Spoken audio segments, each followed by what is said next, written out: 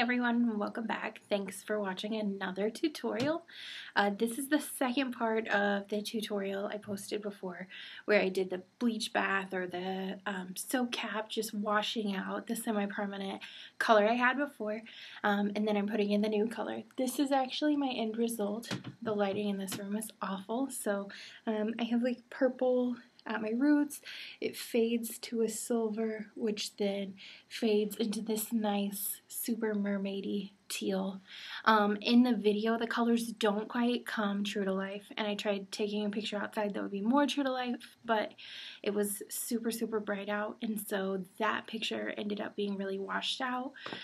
So this is actually the most accurate it's ever looked, even though I feel like I'm super fuzzy and this isn't a great job, but I'm really glad you're here to watch this. I'm using products that are easily found at like a Sally's Beauty Supply. It's their line of Ion Color Brilliance Brights. I use Brights. I use the lavender, which is from their pastels line, and then I also use the cyan from the new neon line. I believe that's the one from the neon line. Anyway, watch the video to find out for sure. So this is how to apply ombre bright colors to your hair after pre-lightening it. So just don't forget that step. When you start the video, it's going to be a little shocking because you'll see me between colors after I've done my soap cap, and so it's sort of my pre-lighten stage. Anyway, I'm so glad you're here. Thank you so much for watching. I hope you enjoy this tutorial. We're going to start with our pre-lightened hair from the soap cap tutorial. I've got about a level 8 or 9 all over. And then we're going to start by mixing our color. I'm using the Ion Color Brilliance semi-permanent colors in the lavender, which is the pastel, purple from the Brights line, cyan from the new Neons line, and then aqua also from the Brights line, but they're all Ion Color Brilliance, all available at Sally's, which is where most people can access some color. So I like to part my hair into front and back sections, and then I take that front section and I split it in half just so I'm not having to pull it all over my head. I clip it out of the way, and then I start working in the back. So my line goes from the back of my ears up, so that's how I part my hair, and then I'll work with that back section first. So I'm mixing up my color here, and I'm going to use from the purple tube 1/4 of the tube. They have these wonderful little measurements right on the tube, so you can just squeeze it down to that 1/4 line and you know you've got it right. On the lavender tube, I'm going to use the whole tube. So here's the lavender from the pastels. I'm using the whole tube. The reason I'm adding the purple to the lavender is that you have to have super light hair to get the lavender to show. So this is the Ion Repair Solutions Effective Care Treatment, and this is my secret weapon. I'm going to put the whole packet in. It only costs about 99 cents on sale at Sally's. Even when it's full price, I think it's only around $2. And so I mix all that color together in one bowl, and that's my personal chemistry there for getting the color that I want. So what I'm going to do is start going around the edges of my sections, and I just sort of edge my section as I go, and then I just pull up a little bit so that I've taken a slice that's less than an inch. This is really important because you want to make sure that you get full coverage at your roots. If you've ever seen someone with just kind of splotchy looking hair at the part or something, it's because they didn't really get full coverage at the roots. So I outline my section, I go around the sides, then I take a slice and I clip it up out of the way. Then I was kind of pushing it down to soak up whatever extra colors underneath it from the section before, and then paint on that section and then on the bottom of the next section that I'm going to drop down. I will tell you right here, I don't really know why I just kind of dropped the whole top section. That seems like a really thick section to me, which you will see later on when I get done doing the most recent growth on all of it, that I go back and I add some more color in just by hand because that was too big of a section. So that is just me. If you don't want to watch me apply all of this, you can skip ahead. I will start mixing the color for my ends and applying to my ends and my mid shafts at around 6 minutes and 55 seconds or so. So if you want to, go ahead and skip ahead a couple of minutes. But if you want to watch, then stick with me. So yeah, this is what I do. I outline my section. I make sure I get it really good. It's easy to miss, behind the ears or something like that. The reason that I'm just going through and doing my roots right now is because I really wanted a nice fade. So I wanted it to be really vibrant purple at my roots. And then I wanted it to fade out from there to something a little bit softer and easier to blend with that teal-y mermaid color I was looking for at the ends. So I didn't want there to be like a hard line where it switches from purple to teal. So this is how I decided to do it. With the mixes that I use, my ratios of mixing the color, that's specific to the color I pre-lightened to and the color I was looking to come out with. So just know that like with color, it really is super individual. You can add more or less of any of these colors just to get your desired tone. Adding that conditioning treatment, I really cannot praise that enough. I know some people use just conditioner in their color, which is something I didn't even do until not very long ago. But since I've started adding conditioner to it, I cannot speak enough to how much softer my hair is. It makes my hair so much healthier and so much softer.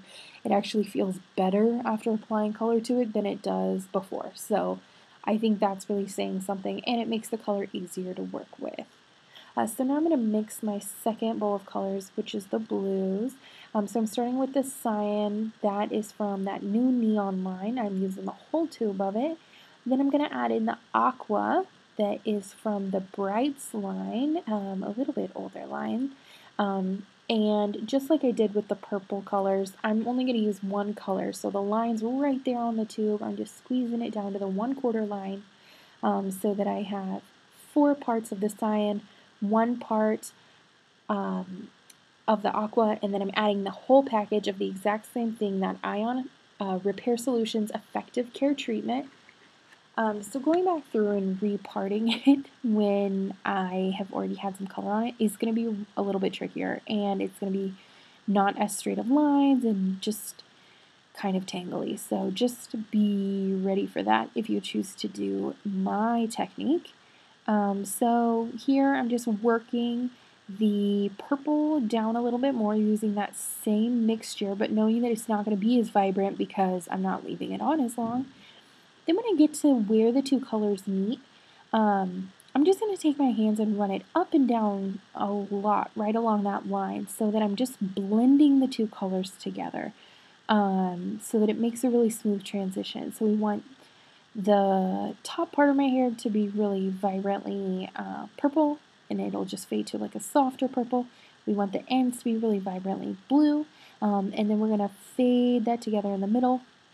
My ends are already going to soak up color a little better because they're drier, they're a little thirstier, because they've been through a little bit more torture. So I get to the middle, and then I'm just rubbing my fingers up and down and blending that purple and blue together.